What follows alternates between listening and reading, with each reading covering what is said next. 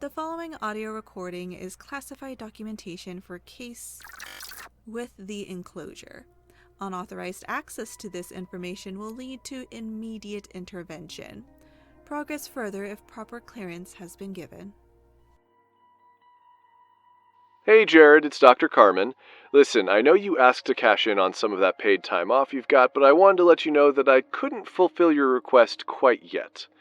There's one little thing I need you to look into for me first. There's some circulating rumors of a former teacher causing some trouble at the local school.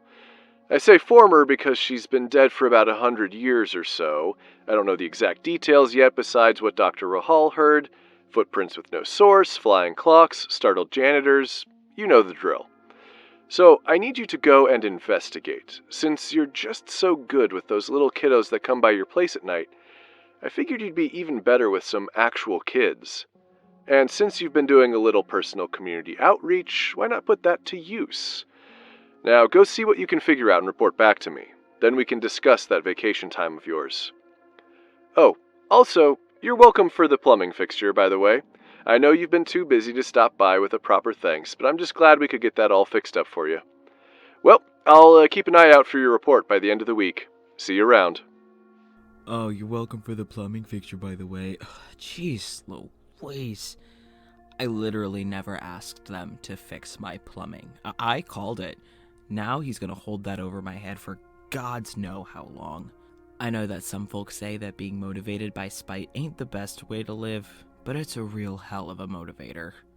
I don't plan to delete this voicemail till I get that chat about time off, because if I get brushed off about that PTO again after everything, I'm going to remind them that he guaranteed me a talk about it.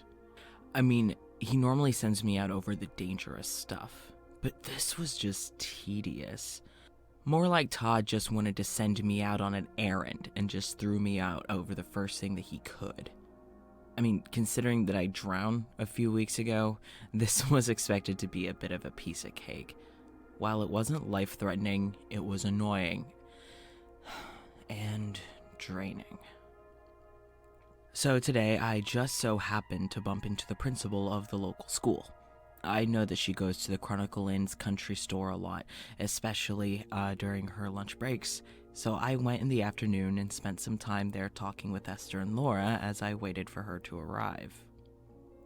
Esther was wearing a really lovely dress and a floral apron. The pale pink accented her gray hair really nicely, and Laura was already in her denim overalls and plaid flannel. Apparently she was wanting to get some woodworking done in her workshop, but then she decided to stay in and help Esther out with managing the shop for the afternoon rush, since all the folks started pouring in on their lunch breaks. And that afternoon rush was what I'd waited for, because that's when Mrs. Anika Ralsh showed up. We haven't really ever talked much, just enough to get to know each other's names and general identities. So when she saw me, she greeted me with a small smile and a wave. She asked how I'd been doing, what I'd been up to, the usual. I had planned on how I was going to broach the subject of the haunting in the school, considering that it's not exactly something that just comes up naturally in conversation.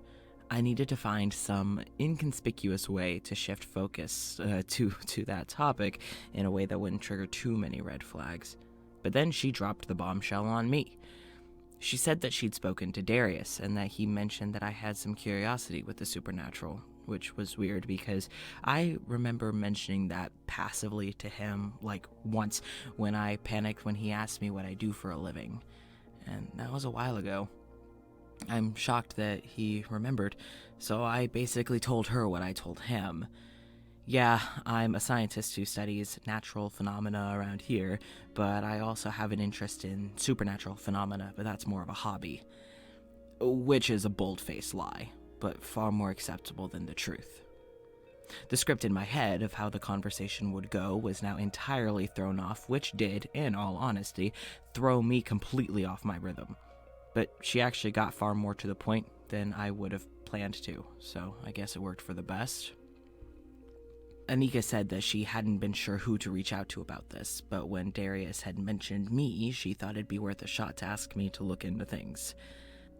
That there's a ghost of a deceased teacher that keeps stirring up trouble at the local school. It was a former teacher who taught 5th graders back in like the 80s or something like that. She taught up until the day she died, and she's rumored to still linger around. But she's been getting more disruptive than before, and it's getting a bit out of hand. So, Anika asked me if I knew a way to get this ghost to calm down, but to not get rid of her. Apparently, this Mrs. Alice Collar has been a part of the school community for so long that even if she scares or startles people sometimes, they don't really want her gone. She startles the staff more than anything, the teachers and all that, but the students seem to get a kick out of it. Every building has their character, after all, is what Anika said. And I guess you could consider a haunting to be a splash of character. Anyways, so yeah, after chatting for a bit and pretending that I had my knowledge of ghosts and hauntings due to at-home research and not my 9 to 5, even if it's more of a 6 to 5, I told her I could investigate, but I'd probably want to do it when there weren't, students in the halls. She'd asked if I was free, literally that evening, and considering Todd was basically holding my paid time off as hostage, I said of course. I mean, the sooner I got it done, the sooner I could have some sort of vacation. As preemptive compensation, she bought me lunch, which was really nice, and told me to come by school after I finished eating. She took her food to go, but I stayed and ate there at the inn and chatted with Esther and Laura a bit more. I also texted Darius and asked if he told Anika about my supernatural interests. He said yes and apologized if he shouldn't have told her, but I said that it was fine, that I was mostly surprised that he'd remembered. I'd mentioned it a while back, and we really don't ever talk about it, so the fact that he remembered, it was sweet. I mean, especially considering I let him do most of the talking and conversation. He has a nice voice and tells really nice stories. I was flattered more than anything. After I ate and played some mindless puzzle games on my phone, I headed out towards the school. If I'd really wanted to, I could have walked, but I had driven to the inn from my house anyways and had no reason to just leave my car behind. I got there a little before the last class ended and just went to the front office. After some light chit-chat, I was given a tour. It was one floor, maybe like 13 classrooms in total. Not including the small computer lab, the gym, the restrooms, or closets. I saw teachers wrapping up classes and students getting ready to head home. Nothing seemed off during the first walkthrough. She asked me when I got into tracking the supernatural, and I told her about 2 years ago. Not a lie, I guess. She asked what I did for the enclosure. We don't really know what it is you all do. I guess we're just curious, is what she'd said. I felt like she was reading every movement and microexpression in response to whatever my answer would be. I kinda panicked. I told her that I just keep tabs on the natural anomalies, animal behavior primarily. I told her I'm involved in monitoring wildlife just to make sure that the ecosystem is in balance and stuff like that. Then I quickly changed the topic, because I know jack diddly about biology beyond the basics. I got to talking to Anika about what's been happening, which was what Todd had said, and then some. Flying clocks, footprints, and startled staff, but there were also a few other things as well.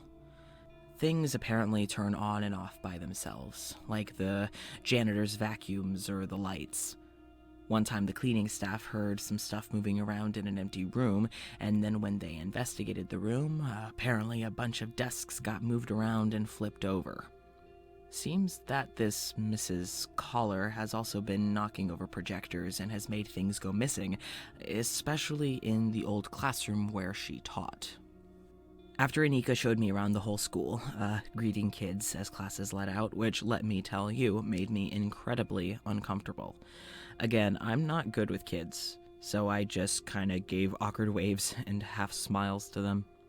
Anyways, after she showed me around and led me back to where Mrs. Collar's former classroom was, she asked if I needed anything before she'd go back to work and leave me to meander. Right before she walked away, though, she asked if I had any tools for the ghost hunting. I hate calling it that. I'm not hunting the ghosts or anything. I'm more just trying to communicate, check in, and see what's going on. They don't always want to talk. And I definitely respect that. I mean, heck, there's times I sure don't want to talk to people. I told her I mostly wanted to check out the place first. I would bring in my equipment from my car once all the students were gone. She asked if I needed to wait till nighttime, and I told her that that's just a rumor. Paranormal investigations often happen at night because it's quieter from interruptions and easier to use than night vision. But if the ghost has been haunting during the day, then it makes sense to investigate during the day as well. So we walked back to the front door. She went into what I guess is her office, and I went and grabbed my kit that I keep in my trunk. It's got an EMF sensor, a voice recorder, which is basically just a fancier version of what I use for these journal entries, an infrared thermometer, high-power camera, other nifty little tools. Mostly the basics. They don't give me the heavy-duty kit for assignments like these, of course. I made my way back to Mrs. Collar's former classroom and gave passing greetings to everyone that I passed and made eye contact with. Just a little smile and wave, asking, "How are you?" as neither party planned for an extensive conversation. I got over there and introduced myself as I set up the equipment. I definitely felt something. I wasn't sure if it was her or not, but with the way that it felt, well, I felt more comfortable. It felt more familiar. So I told her my name, that I was there just to communicate and see if I could help calm her down at all. I explained what I was setting up and what all it would do. I felt my muscles relax as I just felt far more comfortable in this situation than being surrounded by students while talking to Anika. Nothing against Anika. I felt quite comfortable talking to her back at the restaurant. I think it was just the whole being surrounded by people thing. So I got everything set up and started to poke around the classroom. I started asking general questions, ones that I'm encouraged to ask based on protocol. What do you want? How did you die? Why are you here? And so on. I hate those questions. What makes anyone think that those spirits would want to answer them anyway? So after I got very little response, I sat down on top of one of the desks, crisscross applesauce, put the equipment down, and just chatted.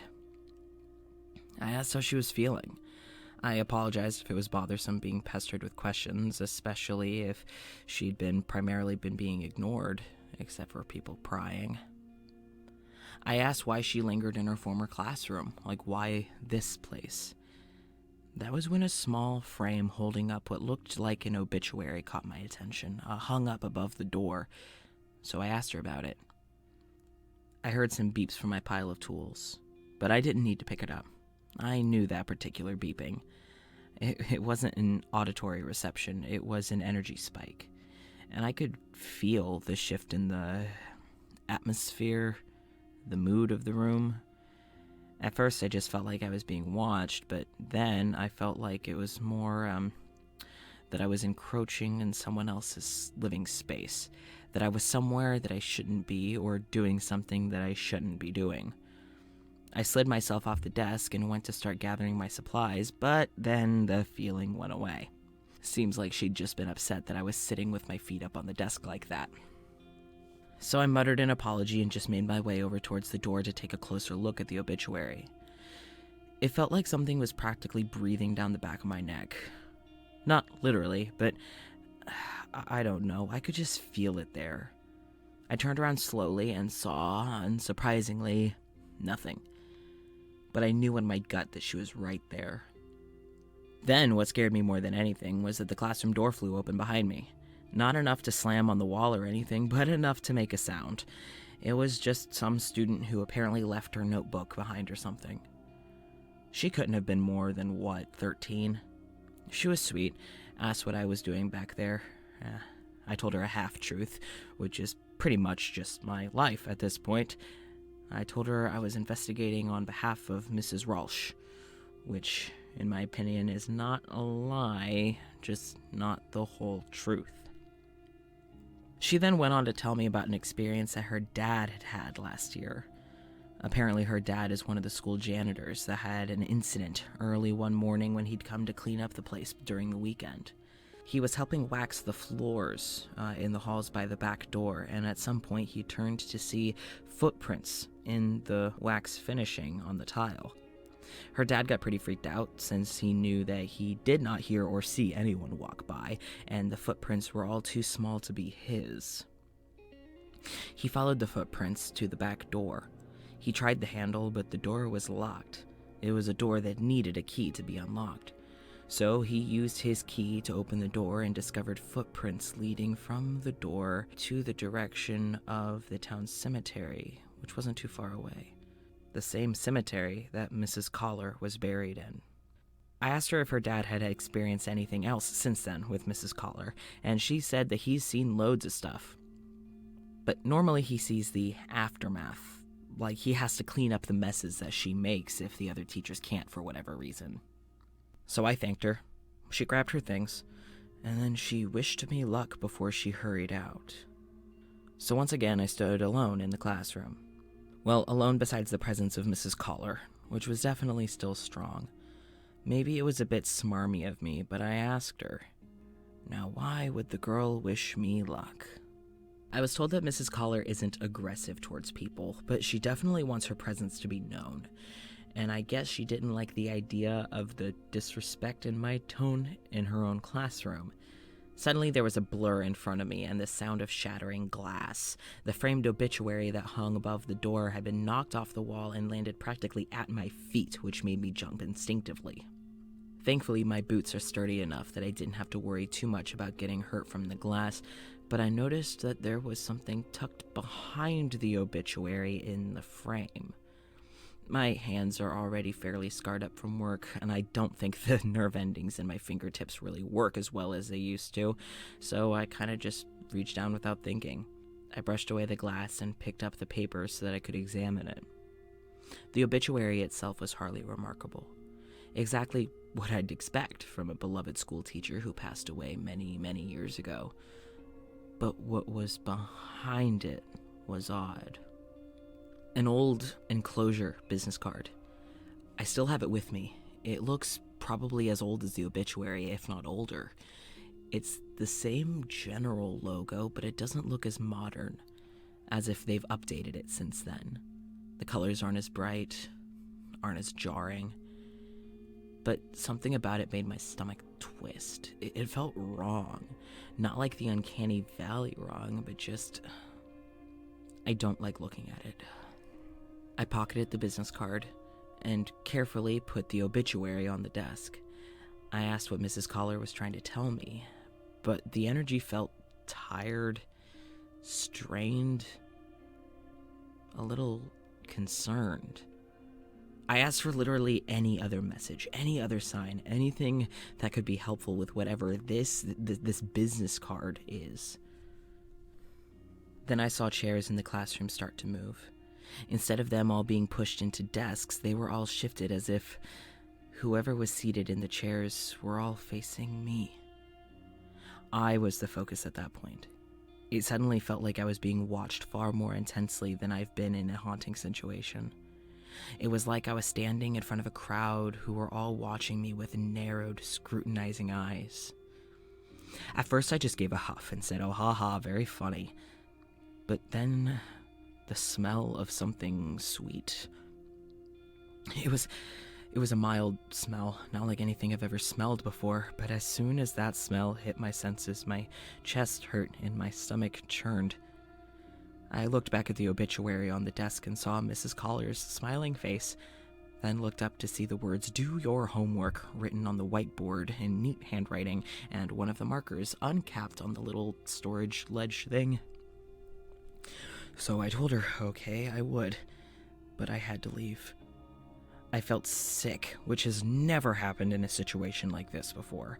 I normally have a gut of steel, but something about that sweet smell just shook me to my core. I hurriedly capped the marker, wiped off the whiteboard, and then rushed over and started to power down my equipment that I hardly even used. I have been chased, drowned, attacked, and so many worse things than having empty chairs turned to face me. But my heart was thudding in my chest and my palms started to sweat. I needed to leave.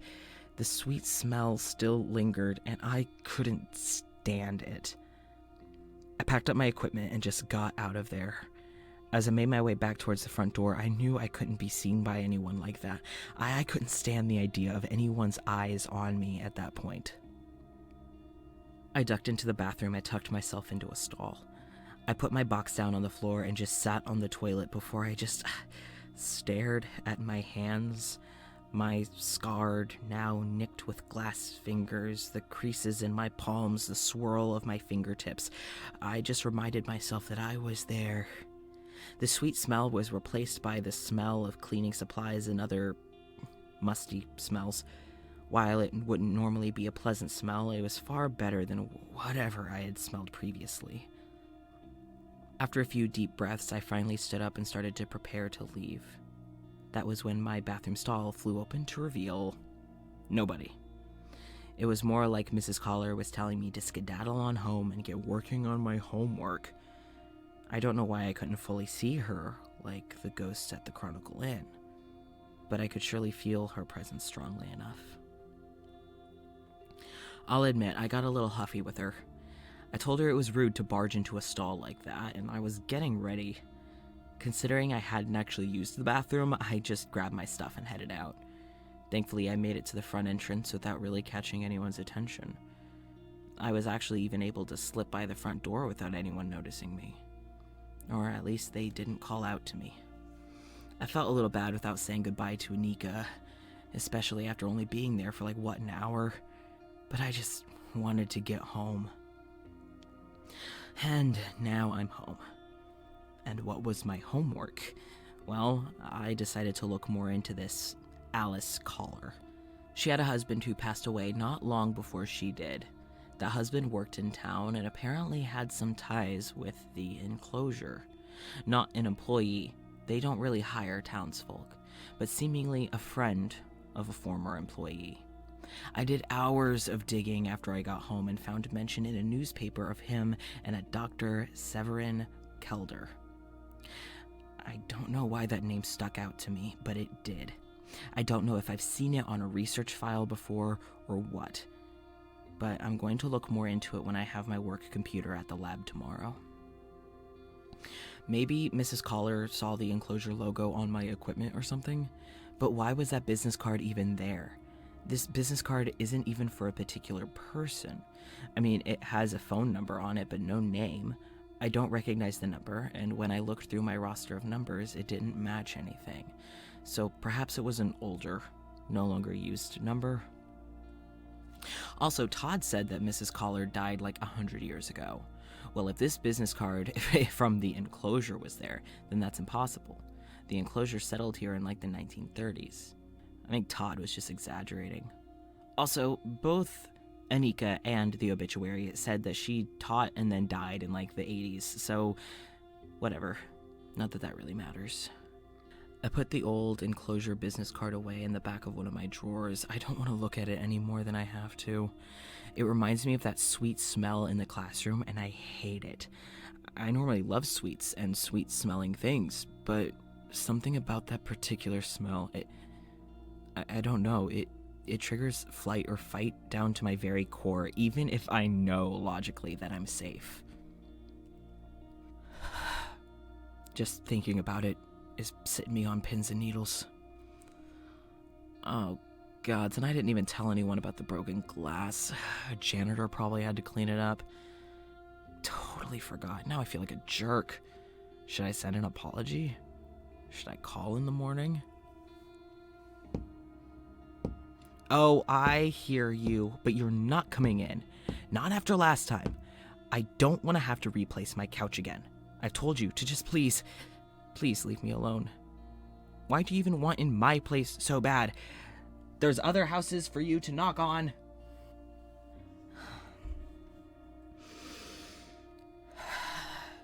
They're just kids, Jared.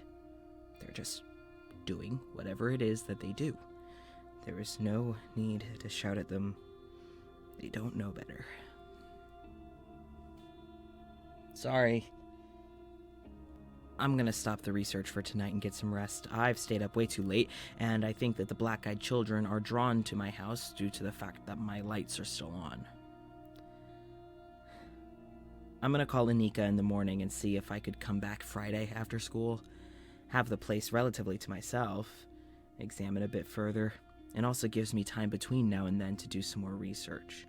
I know Todd wanted the files on his desk by the end of the week, but I could always go in Friday afternoon and drop off the files Saturday. Still end of the week, he never specified what day. So, till next time, I guess. This is Dr. Jared Hell, signing off.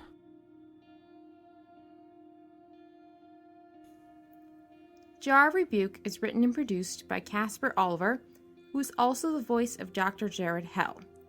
Dr. Todd Carmen is voiced by Conrad Mishuk.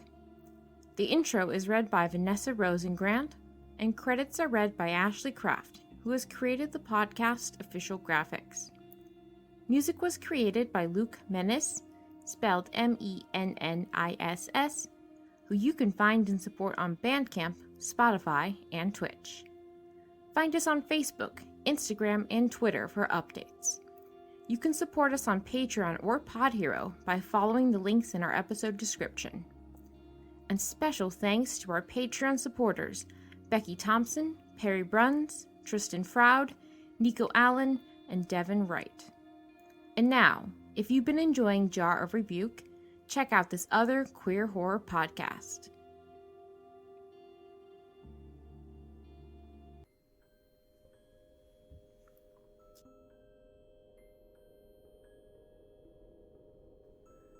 I've always believed that all those romantic stories where you just meet that special someone and the world just changes are just another capitalist scam. But our story is not one meant for Facebook walls or Twitter threads or big budget Yankee Hollywood movies. This way, when I find you, you'll have records of all the times I thought of you. Isn't that romantic? Seal, I can't wait to kill you.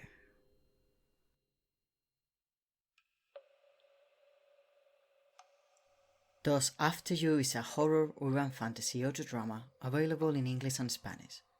Follow Deg as he travels Europe to find a god he's falling in love with. Available wherever you listen to podcasts.